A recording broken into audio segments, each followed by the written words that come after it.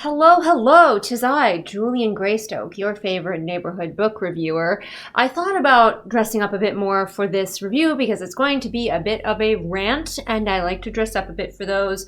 But then I remembered that this book is not worth my time. So I just put on some horns because this book has dinosaurs in it, and I think sometimes dinosaurs have horns. We're going with it, all right? Nigel is here. Nobody panic. Actually, both the cats are here, but Nigel's the one who likes to talk.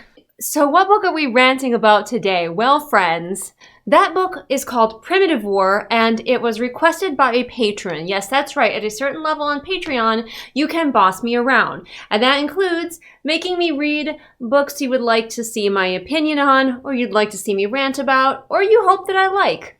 Whatever it is, you can send it my way. This specific patron is a big fan of dinosaurs, and he was wondering if I liked this book because he's heard in the dino community, which is a thing that I didn't know existed, but I really should have. There's a fandom for everything, including dinosaurs, and the dinosaur fandom community kind of likes this one because I guess a lot of them feel that dinosaurs in it are done well, or at least better than in Jurassic Park. And by that I mean the Jurassic Park movies especially, and even more so the more recent Jurassic Park movies. The dinosaur fandom are rather hungry for things that don't suck, and I guess I can't blame them. So I said I'd give this one a try. Let's read the blurb on Goodreads. A search and rescue team known as Vulture Squad is sent into an isolated jungle valley to uncover the fate of a missing Green Beret platoon.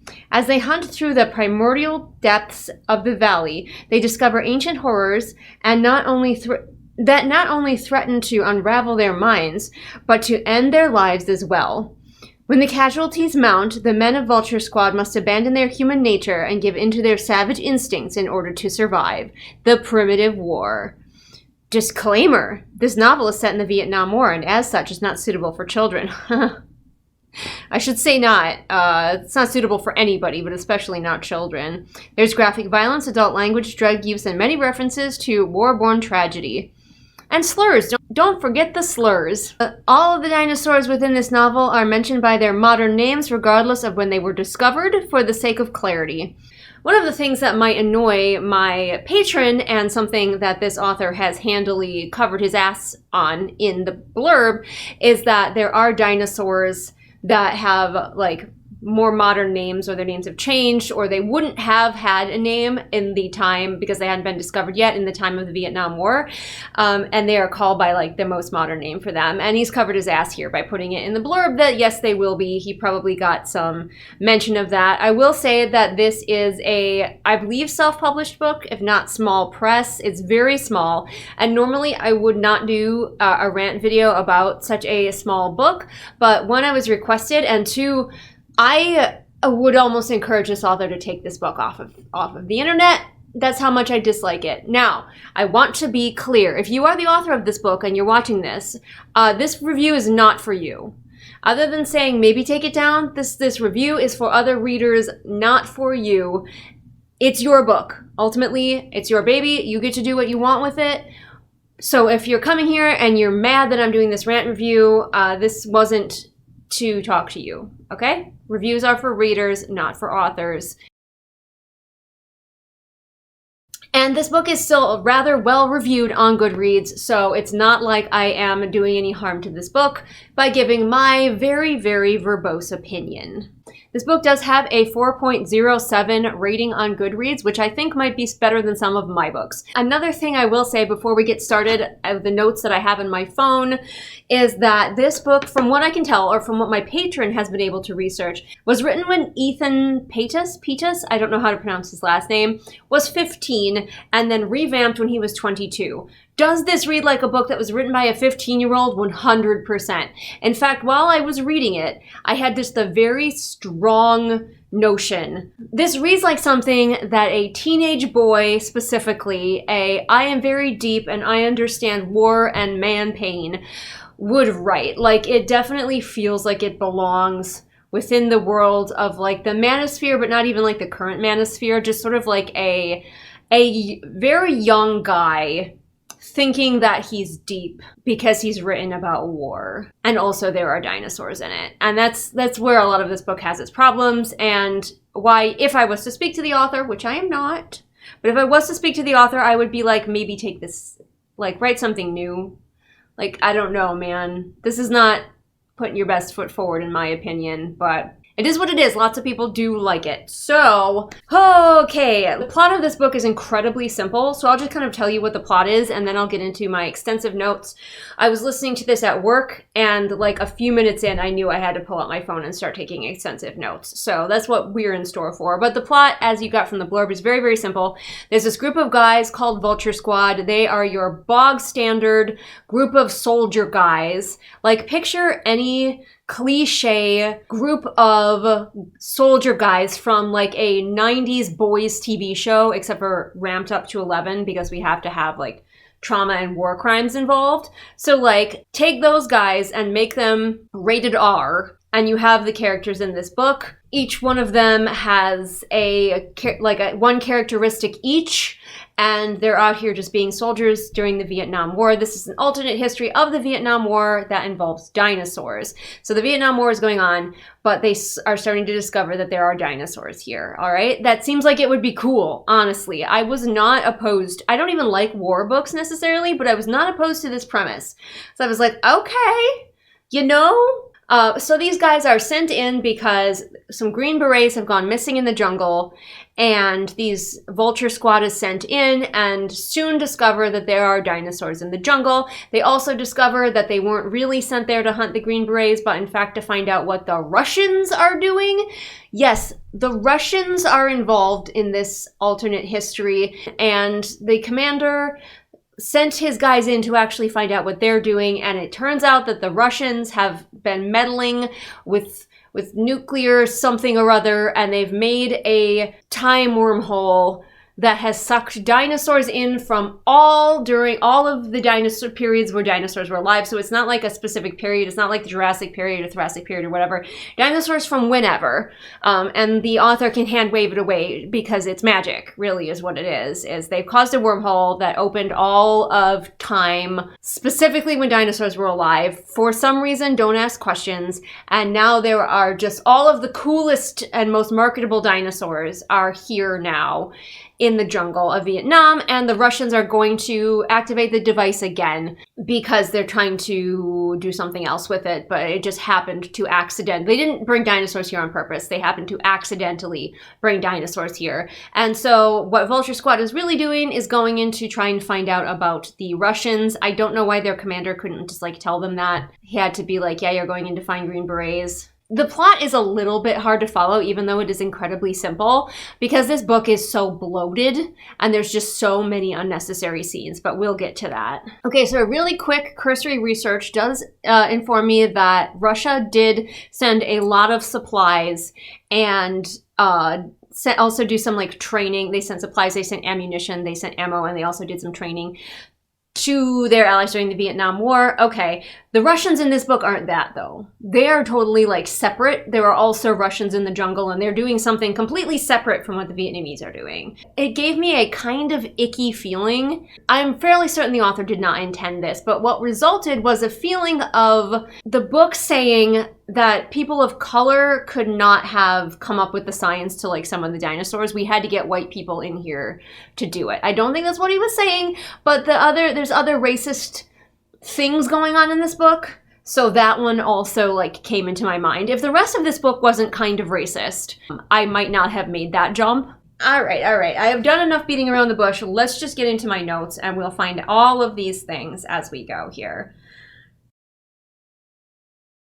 The book begins with a prologue where we're watching the Green Berets get taken out by dinosaurs, and immediately I was kind of confused because at first we hear that the dinosaurs are such ninjas that they just grab people. Like the soldiers will just be walking through the jungle, and then all of a sudden one of them will be gone. There will be no sound, no evidence of them, nothing. So the dinosaurs are snatching people away so quickly and efficiently that they're not able to yell or scream. And then later, they'll be like, there's like 2 guys left, and one of them gets grabbed, and he does get a chance to like yell and scream as he's dragged off into the jungle for like maximum horror effect. And I'm like, okay, well, why are these dinosaurs sometimes complete ninjas who are able to steal people without a sound, And why are they sometimes letting the people scream and yell? Now, maybe it was 2 different dinosaurs, but that is not clear at all. And in fact, the type of dinosaurs that we are dealing with, we don't even find out until partway through the book. So it feels like a cop-out to be like, yeah, some of the dinosaurs that were chasing them were the kind that stole them like ninjas, and some of the dinosaurs, the different dinosaurs grabbed them and they were able to yell and scream and flail and make a fuss. This book was praised for doing dinosaurs well, but I'm already wondering, how accurate is that? I would love, even though I'm about to tell my patron that this book is trash, I would love my patron to read this book and then come back to me and tell me all of the things that are wrong about the dinosaurs, honestly. Immediately I am hit in the face with the fact that this is a war book, heavy quotations, written by a man. Specifically a very young man, and gosh, can you tell, but like there's a certain aspect to war books written by men that I do not like to read. There's a lot of glorification of just like the most toxic of toxic masculinity, and this book is absolutely full to the brim of it. This book thinks that it's like exploring the horrors of war, and in fact just feels like a gratuitous excuse to use slurs on the page. Because, okay, I guess realistically, the soldiers in Vietnam probably would have used slurs. But also, there are dinosaurs. So, like, did your book need to be that realistic, quote unquote? Did your book need to have our heroes, our main characters, actively using slurs? I feel like no. I feel like we could have gotten away without that. But, like, that immediately, I was just hit in the face with the man writing a war book-ness of this. I have seen reviews of this where people compared this book to The Things They Carried, which I have read multiple times. If you read this and you think it is anything like The Things They Carried, aside from the fact that both of them take place in the Vietnam War, I would really like you to just reassess your reading comprehension. Because my God. This book is not The Things They Carried. This book is that movie Tropic Thunder if it was played completely seriously and wasn't a satire. I'm cold. I can't feel my legs. No, they're in the puddle, mate. See, there's a puddle right there. No worries. Oh, good. This book is like The Things We Carried from Temu. This isn't even The Things We Carried that we have at home. This is like, it's not even the Walmart brand. This is worse than that. This is the one that like you order and it comes and it's tiny and plastic and nothing like the thing that you saw in the listing. Atrocious. We'll keep getting on with that, but I have very focused on the masculine vibes, brutality, racism, and sexism. Not what I enjoy reading. Very stereotypical masculine writing so far, war power fantasy. So if that's what you like, maybe you'll like this one. I don't know. I feel like a lot of guys may be the people who are liking this book, all right? But it gets worse. A lot of times I'm probably just gonna read you my notes. All the named American soldiers are badasses doing badass things. The way it's presented revels in the violence as exciting and cool. We're supposed to be rooting for them and think they're cool. I can't wait for dinosaurs to eat them. You'll be disappointed to know that these mother truckers take forever to die. I was really hoping that we were supposed to hate them, so then we could watch dinosaurs eat them and be cheering for the dinosaurs. That was not, in fact, what we were supposed to be doing, and I was really endlessly disappointed. So one of the guys is schizophrenic, which is horrifying, and also, I don't know a lot about schizophrenia, but I feel like this is probably some awful, awful mental health representation. So like this book kind of covers all of its bases to be insulting to everyone, including dinosaur lovers probably. But also I was like, oh good, yeah, get somebody with a mental health issue here. Nobody except for one other guy in his unit has noticed that he hears voices, which is also super hecking alarming. Also, the voices in his head are racist, in case you're wondering. The beginning of this book is incredibly gratuitous. We watch Vulture Squad kill a lot of people for no reason. So many unnecessary scenes of them killing humans just to make them look badass and cool, except to me it was not badass and cool. It was just gratuitous and violent for no reason. It was just like, isn't war hell? Now let's watch these guys go around murdering people.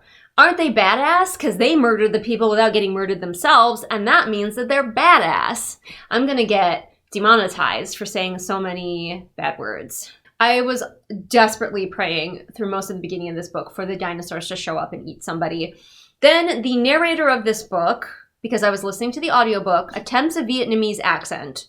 And I'm pretty sure that that was also incredibly cringe and deeply insulting. I don't want to say that this narrator is bad.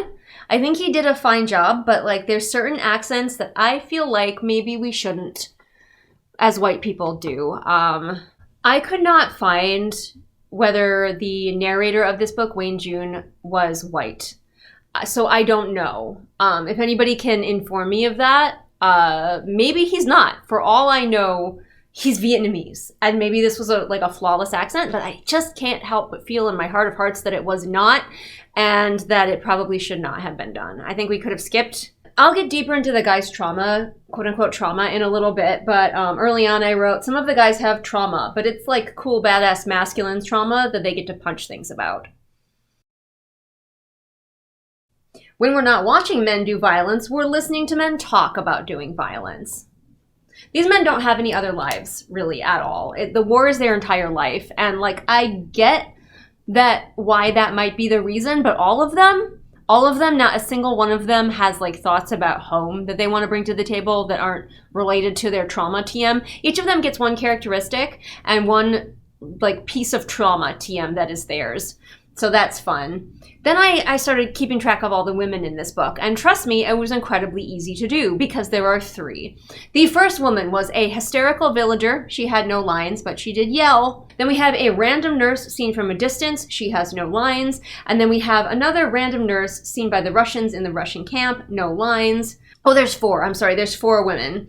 50% through the book, a doctor, she has lines. The guy is, of course, instantly attracted to her and thinks about her thighs and hips. I'll get more into her later. This book saw the Bechdel test and told it to get back in the kitchen. At one point, the guys are walking through the jungle. They do a lot of walking through the jungle, of course, and everything goes silent, including the insects. And I just find it kind of dubious that insects would go quiet when there's dinosaurs around. Would the insects stop when there's would they stop when there's a tiger around? Would the bugs care if there's a tiger? If the insects didn't care about the humans tromping through the jungle, why would they shut up for the dinosaurs? The dinosaurs don't eat the insects. Just confusing. Maybe I'm dumb. This author also uses a lot of words incorrectly, including lowly. I've seen young authors using this word incorrectly a lot. Lowly does not mean quieter. He would say things like, "What are we doing?" the captain asked lowly.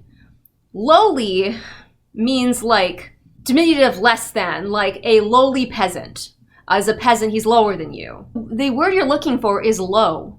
It's not lowly, it's low. "What are we doing?" the captain asked in a low voice. Or, "The captain spoke low."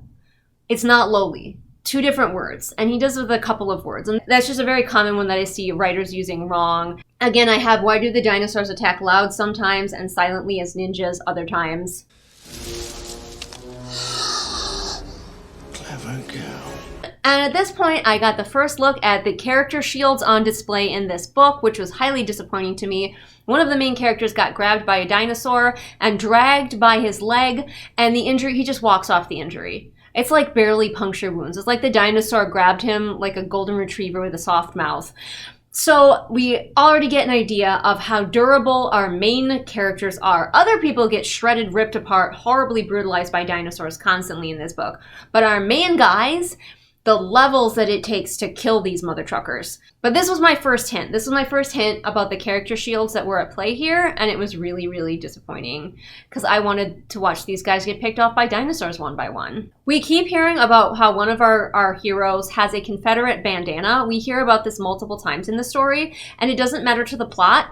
So I don't understand why it was important that we needed to know that this guy had a Confederate bandana, except for to make me hate him more. What was the point? What was the point? Also, Vulture Squad is supposed to be this elite unit of soldiers, you know, the best of the best, like in the movies. And they're out here having fully yelled conversations. They are screaming at each other and having like arguments loudly in the middle of the jungle. Doesn't seem very professional to me, guys. Also, a little bit later on, they make camp in the jungle, full camp with tents and everything. They make camp in the jungle and they do not set a watch. Nobody's on guard overnight. The only reason that they find out that their camp is surrounded by dinosaurs is that one of the dudes happens to wake up. These are not striking me as very professional soldiers, let me tell you. I'm not feeling so good right now. Seriously, my skin hurts. We also, as well as following these American fucknuts, we follow also some Russians who are doing things. I don't know why we're following the Russians except to pad out a book that is already so padded. But we're following some Russians, and when the Russians get attacked by dinosaurs, they immediately get like their intestines ripped out and then die horribly. But the Americans are too durable for that sort of thing. Mostly we just watch the Russians get whittled down slowly until there's like one guy left, and that guy thinks a lot about what it means to be at war. You know, once again, those quote unquote, I am very deep, like some young guy on Facebook kind of thoughts. For some reason, the Russians see their buddy who was ripped apart by a dinosaur and think the Americans did it.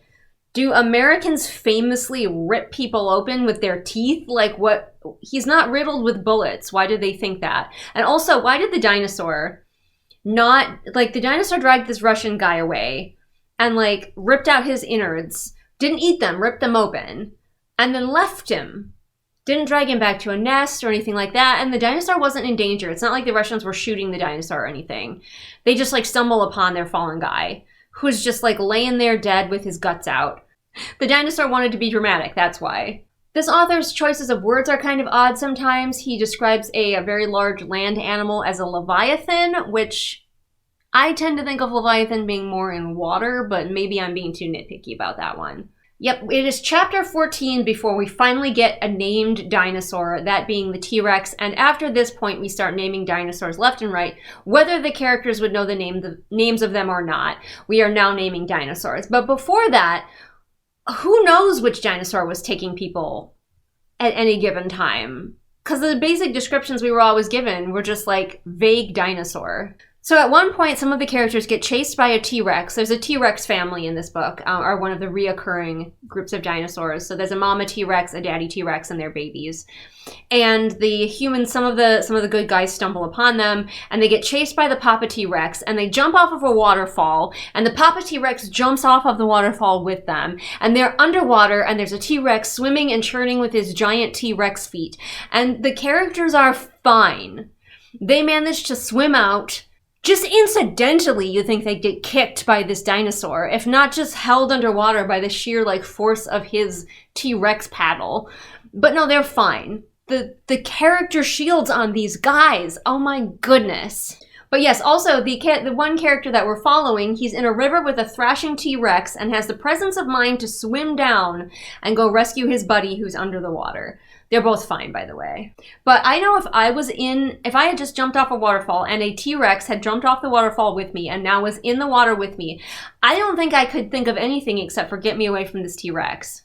They encounter a Russian scientist because the plot needed to start happening. It couldn't all just be guys running around a jungle shooting people and getting chased by dinosaurs. So they stumble upon, as they come out of the river, a Russian scientist. He's murdered many children. Who is also addicted to morphine for some reason. He's an addict. It doesn't do anything to the plot. It matters 0% to the plot. Whatever. But anyway, morphine addict Russian scientist who's basically there to give them a little bit of information. He feeds them a little bit of information at a time as it's drawn out with the plot, but he's with them now. My next note is, while the characters are concerned about the dinosaurs, they are shockingly not curious at all about where they came from. They're like, okay, we have dinosaurs now, but nobody wonders, even to themselves, why do we have dinosaurs now? They're like, yeah, but this is just a problem that we have to deal with. Again, the character shields, one of the guys gets slashed on the chest. It's a problem for a minute, then he's able to run off like it's nothing. These guys shake off super deadly wounds that would put them at least into shock and have them incapacitated. They shake them off. And this author just loves to use adrenaline as the excuse. It's Jenna Moreci all over again, but to the nth degree. If the author just says they have adrenaline, they can shake off any injury. Then at one point I thought somebody had died because a dinosaur both tore open his throat and ripped open his intestines, and his intestines are on the outside. And I was like, okay, somebody died. No, he's not dead, actually. He's not dead, and he continues to live for a considerable amount of time. Apparently, now my patron can tell me if this is accurate, some of the dinosaurs, the Utah raptors, I believe, mark one of the humans, like the human who got dragged, he got bit just very lightly on the ankle. That was the dinosaur marking him. And now that dinosaur, now that it has the scent of his blood, will hunt him forever. Is that accurate? That doesn't feel accurate to me, but I don't know. I'm not a dinosaur person, so maybe that's true, but it gives an excuse for this specific raptor to be hunting the main character throughout the course of this book, so they can have like a rivalry. Then we have some Quetzalcoatlus, the big flying dinosaurs, and again, I want to know how accurate this is. They fully land to try to eat the humans. Is that accurate? Would this dinosaur fully land to hunt? To me, it seems like maybe they would be a dinosaur that would do a lot of fishing. I don't know. Maybe they do. It just seems very inefficient use of their energy to land. And they do it multiple times throughout the book, to land and hunt the humans on land. Yeah, here we go. Dude has his throat torn and his intestines outside his body, but he's still not only conscious, but calculating how to fight back. He also lives long enough for his buddies to find him. I don't care how much adrenaline you say he has, that's not a thing. Now, yes, I know that you can technically live for a little while with your intestines on the outside, but you're not going to be able to think about anything except how horrible it is for your intestines to be on the outside. He continues to live. His buddies find him. This author cannot be arsed with like actual medical anything. So they have a medic on their team who's the one who has the least personality of anybody. And they're just like, patch him up, doc. And so the medic does something, we don't know what. And suddenly the guy is like, he's okay to be carried back to the little Russian guy's hideout. It's a little base. So Intestines Guy still alive and being carried back to base by his buddies, where he continues to live until the next dinosaur attack. Where, if I'm understanding correctly, things got a little bit confusing there, it takes one of their own guys shooting him in the head to actually end him. Like I said, the character shields in this book are absolutely absurd. This is like an action movie, but rather than being a fun action movie, it's torturous. Oh, also, his guts are torn out, his throat is bitten open, he's doped to the gills, and he's still able to give a coherent pep talk to his buddy, the mentally ill guy. Sure. Someone says the phrase yippee-ki-yay, and I left a note for myself to find out when people started saying yippee-ki-yay, and then I just got lazy and didn't research that. Just know that somebody says that, because this is a war book, and if somebody doesn't shoot dinosaurs while yelling yippee-ki-yay, what are we even doing? Also, all of the dinosaurs are very resistant to bullets. Every time that this elite unit of soldiers tries to shoot dinosaurs, they miss so much. It's not like even the dinosaurs are that durable and can take a lot of fire. Our guys just become completely incompetent with their guns when it comes to shooting dinosaurs. Even though at the beginning of this book, we watched them multiple times, like doing amazing cool guy stuff to shoot the Vietnamese soldiers. They were really good at firing guns. Our guys were so good at using guns in the beginning of this book, but when it comes to shooting dinosaurs at like point blank range, they can't do it. They become stormtroopers. For some reason, when we cut to the Russians, they like to philosophize and talk about war, and this book's entire like meta story could be summed up with war is hell, in a really poorly done way. So when we cut back to the Russians, they just philosophize about war for a while, and then we cut back to the Americans. Right about the point where there's a chopper escape scene where they have to go into like this area full of dinosaurs, but helicopters come to save them. And like, I think the T-Rexes are there again, and there's lots of danger or whatever, and they manage to fly away in the chopper, except for one of their guys falls out. I was like, that would have made an amazing climax to this book, and I wish this book was over, but we're only a little over 50% of the way through, so. My suffering will never end. There's another pointless, brutal, gratuitous human-on-human fight. I remain concerned at this author and his love for fights and gore, and not a lot else. At one point, the character who's schizophrenic has a very obvious psychotic break, and he's still like, his unit's like, okay, well, we still have to go out to war. Like, they've fully escaped. They're at a U.S. camp, installation, whatever. And one of their guys is getting treated for his injuries because he, I guess, was the designated one whose injuries matter. So he has physical injuries. And he's like, I don't like it here. I want to go home. And the commander's like, okay, you can go home. That's fine. But then the commander goes over to the schizophrenic guy who is having the world's most obvious psychotic break. He is not okay. And the commander's like, suck it up, Buttercup. We got to go back to war. What? Why? Why? What? This is the most stupid thing I've ever seen. Is it supposed to be stupid? Then we have an obligatory torture scene. There's actually a couple of these. It is pointless. They're torturing the Russian guy about the dinosaurs as though they don't know that there are dinosaurs. And then the commander comes in, our good guy commander comes in, and he's like, hey boss, stop torturing this guy, there are dinosaurs. And it's very obvious that all the boss would have needed to do was ask any of his people about what happened. But he decided that torturing the Russian guy was actually what he wanted to do. So there's a torture scene. There's a couple of torture scenes in this book. Again, so gratuitous. This book is gratuitously violent to the point that I'm concerned. The guy who fell out of the chopper, you remember, all of them got away except one who fell out during the dinosaur attack. For some reason, we decide that he needs to get captured by the Vietnamese and have his own multiple brutal torture scenes. Again, for no good goddamn reason. It would have been way more interesting in this dinosaur book if he had been like having to deal with dinosaurs, but instead, all of a sudden the Vietnamese reappear. They did not matter up until this point, except for to be shot. And they've reappeared to be just sort of stereotypically evil, and they torture the crap out of this guy, who we're supposed to like, but I don't care about him. So what? Like, torture him all you want, guys. I don't care. The Vietnamese, by the way, are totally fine in this jungle and have not been attacked by dinosaurs. Who is and isn't attacked by dinosaurs at any given time is incredibly confusing. The dinosaurs are either everywhere, just living their dinosaur lives, like so many dinosaurs, or nowhere to be seen. And I have, like, the geography of this place is so confusing, it's never clear. We're told at this point that the dinosaurs are the ultimate invasive species and will take over the world, which I find incredibly dubious. Although if we can't seem to shoot them, they seem to be very bulletproof. But also, like, these are dinosaurs. These aren't new dinosaurs. These are old dinosaurs. And there are a bunch of germs and bacteria and new things that their dinosaur immune systems will not have encountered nowadays. I think it's going to be a War of the Worlds situation. I think the bird flu is going to take these motherfuckers out. So after yet another gratuitous torture scene that we don't need, we have a random boat-based dinosaur attack because we haven't gotten dinosaurs attacking in a boat yet. But it was a nice relief. It was a nice break from all of the torture scenes. The schizophrenic guy who they didn't let go home heroically sacrifices himself. And it's all good because the only thing that appeases the voices in his head is being in battle.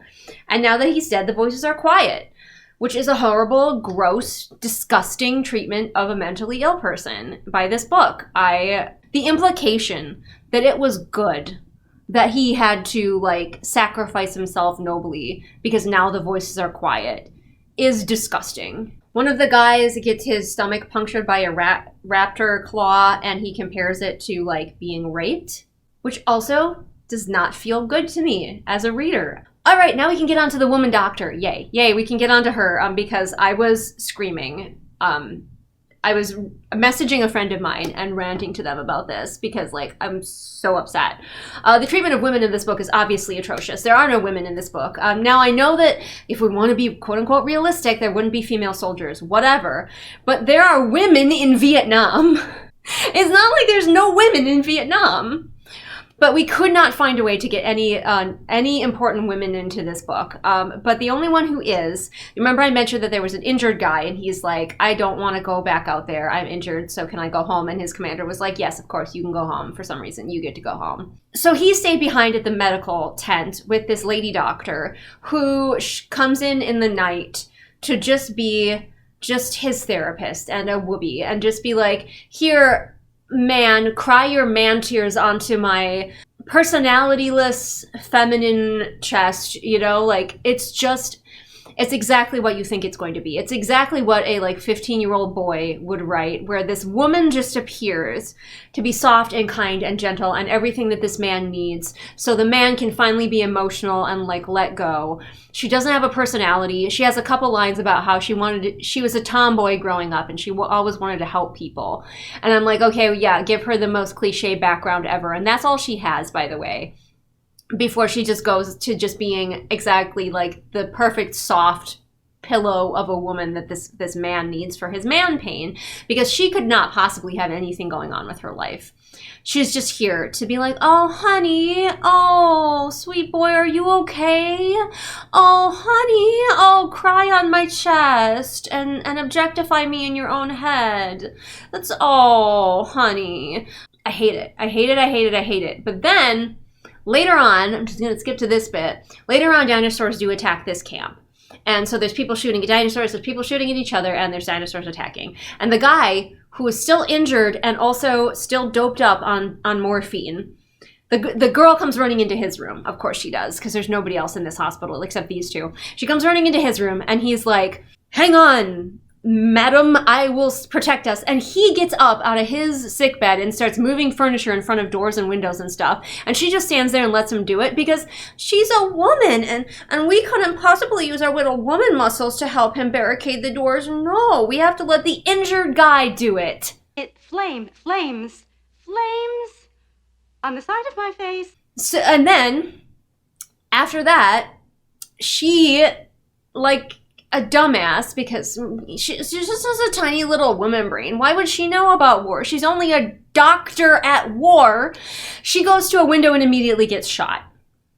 And then she dies in his arms very quickly of a wound that any of the other main characters would have walked off. So her point was to be a soft, gentle, cuddle object for this man, and then to die in his arms, so he's motivated to go back to war. And to that, I give this book a hearty salute. And that is reason number 3 that I don't think this book should exist. But I guess if you're sexist and don't care how women characters are treated in your book, this is fine. Yeah, she's an emotional support woman. Because she's a woman, she knows exactly what to say to be a built-in therapist. We just have that automatically as women. This book keeps oscillating wildly between a gratuitously violent action book and this author floundering through trying to explore the ideas of war and trauma. He's not good at it. Again, I just have to read you my notes. Russian guy is still alive and doing his plot for some reason. I have no idea why. I think he exists to be a foil to the Americans. They both do horrific things, but the Americans feel bad about it. All the baddies are racist cliches, so they don't feel bad when they do horrible things. So the guy who got tortured, you remember the guy who got tortured in the Vietnamese camp. He's fine, actually. He got tortured multiple times, but he's fine. Because again, character shields. So he walks that off. He decides he needs revenge and has a lengthy fight with his torturer where he gets even more seriously injured and just keeps going. For some reason, he takes himself out with grenades. Really not sure why. Maybe he knows that's what it'll take to kill him with all of these character shields. We have almond eyes. I don't know, some of you might not know this, but people of color have spoken up about ways that they are tired of being described. And almond eyes is one of them, as well as many descriptions that involve food, such as saying chocolate-colored skin and things like that. In general, just a general rule of thumb for us white people, if you're writing a person of color, avoid food as a descriptor. Just putting that out there. You don't have to do it, but we have been requested to stop doing that. So I'm going to listen to the request. Another way that I can tell that this author is newer is that he says grit his teeth versus gritted his teeth. The past tense of grit is not grit, it is gritted. I did look it up. It is creeping more and more into our lexicon, I guess, to say grit instead of gritted, but gritted is correct. Gritted is more correct. The most important type of correct. So please just use gritted. I don't know why we've decided we don't want the ED on the end. What is wrong with gritted? He gritted his teeth instead of he grit his teeth. These characters have all done literal atrocities, but they have trauma and feel bad, so we should root for them. They're really, really sad. And it's all in their past, so they have to move forward. Nothing they can do about the mass murder of women and children now. This is the point where the book decided that we need to start having each of the main characters sit down and talk about what each of their own personal trauma is. They each have some traumatic thing in their past, which is more of the whole war is hell and I am very deep kind of tone of this book. And some of them, the trauma that they have in their past is literal atrocities. Like, this guy talks about how he massacred a village full of women and children and buried them in a mass grave. And he feels bad about it. So everybody's like, well, yeah, you did that, but you just gotta move on with your life, you know, man? Like, you just can't let things from your past keep you down like that. You just gotta move past it. And I'm like, I feel like you don't get to move past that. I'm sorry. And, like, these guys all have this. They all have this, like, these horrifying war crimes that they've committed, but we're supposed to still, like, root for them because they feel bad.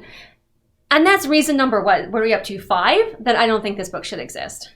And then we get told, just straight up told, point blank, twice in the same scene by a character, that the theme of this book is that humans are the real animals, not the dinosaurs, the humans. And if that's the theme of this book, it is not executed well. It feels like it was tacked in there as a theme at the last minute because the author realized that he needed one.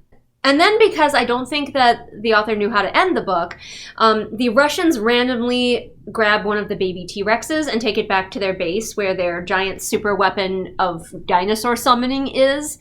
And that basically functions to clear out all of the Russians from the base. So when the Americans get there, it's pretty much a straight shot into where the device is that they need to, like, deactivate or destroy. So that was convenient that the Russians just, like, happened to grab a baby T-Rex and then the parent T-Rexes came in and killed all of the Russians, so. You're kidding. What a crazy random happenstance. I also do not understand why the Russians thought that the best place to do their, like, experiment with this cool reactor that can create a black hole, they thought the best place to do that was the middle of the jungle in Vietnam during a war. They thought that that was this is the place to test out our, like, super weapon. And then after they made a wormhole and brought in a bunch of dinosaurs, they decided, let's try again. And then finally we get the climax of the story where the Americans go into the dino-infested base to destroy or turn off or something. I zoned out because by the time you get to the end of this book and the climax, there has been so much action and so much gratuitous violence that you are completely desensitized. I was numb to all of it.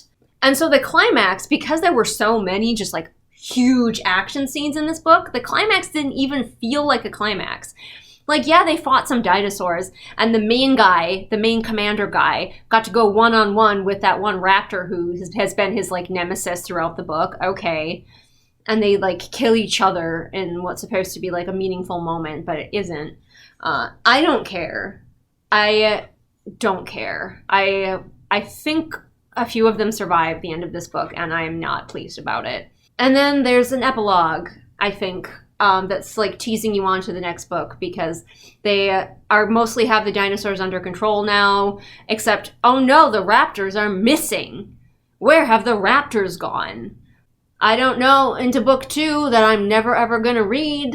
Well, I guess I could say never, but I suppose the patron could request me to read book 2. But yeah, so this book was awful. And atrocious and insulting and racist and sexist and awful. Like, if it had just been a bunch of soldiers in Vietnam encounter dinosaurs, action ensues, I would have been on board. Honestly, I could have gotten on board for that. But instead, we follow the most unpleasant, just deeply horrible people through so many scenes of them not dying when they should have. All to learn that, like, war is hell. And also, soldiers have to do atrocities, so we should forgive them because they feel bad. And I'm like, you know, there's a certain point. Like, I understand that often soldiers have to do things that are deeply traumatizing and that would traumatize anyone. I understand that. At the point where you reach massacring a village and filling a mass grave with women and children, little bitty babies, that's on you. That is on you. I think at that point, you got to disobey whatever orders you were given to do that. And not do that. But it's okay, because he feels bad. He feels bad. I'm sure there's a woman somewhere who will listen to him whine about it. And then immediately die because they're done with her. Women, right? They're like disposable cups, you know? You just use them and then you crumple them up and throw them away. Yeah, so, I gave this 1 star. But really, I mean 0 stars. But they don't let you do that on Goodreads. Also, apparently there's a movie being made of it. I don't know how high budget this movie is, but I did I was on YouTube trying to maybe find some author interviews with this guy, but the only interviews that I saw, I couldn't bring myself to watch because it was just a bunch of dudes. And I was like, I don't want to watch a bunch of dudes talk about how cool this book is. I just don't. If some of you guys want to watch those interviews and tell me if there's anything to be gleaned from them, I would love that. But I could not bring myself to watch like an hour and a half of just guys, young guys, probably talking about how cool war is and guns. I just can't. Not for me, thank you. No, thank you. But they are making a movie, and I did see like one of the previews of the movie. RT Vulture. Reconnaissance is your business. And I need you all to find them for me. So I'm going to stop talking now. Nigel has been sitting on my lap this entire time, like purring, like doing his best. He's trying so hard to like calm me down and chill me out. And my rage knows no bounds. So it's not, I'm sorry, buddy, it's not working, but he's trying. Bless his little heart. Yeah. So I don't recommend this book to anyone, including dinosaur fans. But it would be entertaining to me if my patron did read it and just told me all the ways that the dinosaurs are actually not good as well. So I know, so we can come full circle. Because like, if the only thing about this book is that the dinosaurs are good, it's not enough, but I don't think the dinosaurs are good even. Like, they have feathers. These dinosaurs have feathers, and they're probably the appropriate sizes. So better than Jurassic Park, but like, there's a lot of stuff in here where I was like, why would a dinosaur behave that way? More even than I put in my notes. There were many times where I was like, that doesn't make sense. But okay, I'll go with it. I'm going to assume that the author did more research than me, but probably he did not, because he was 17. Do feel free to check me out on Patreon, where you could request me to read and rip apart a book if you would so like. There are some books that I won't read, so I do have veto power, but you can make some suggestions and I'll give it a shot. I'm so disgusted by having rehashed this book that I don't even feel like doing my normal outro. If you've waited to hear this long, you probably know my channel by now. You know all the stuff that I do. You know that all the links to everything that I do are in the doobly-doo. So if you want to know more, just head on down there and look at what I've got and my link tree. But I am going to now stop. And I will see all of you again next time with whatever it is I happen to be doing next time. Bye. I couldn't do this without you, Garrus. Sure you could.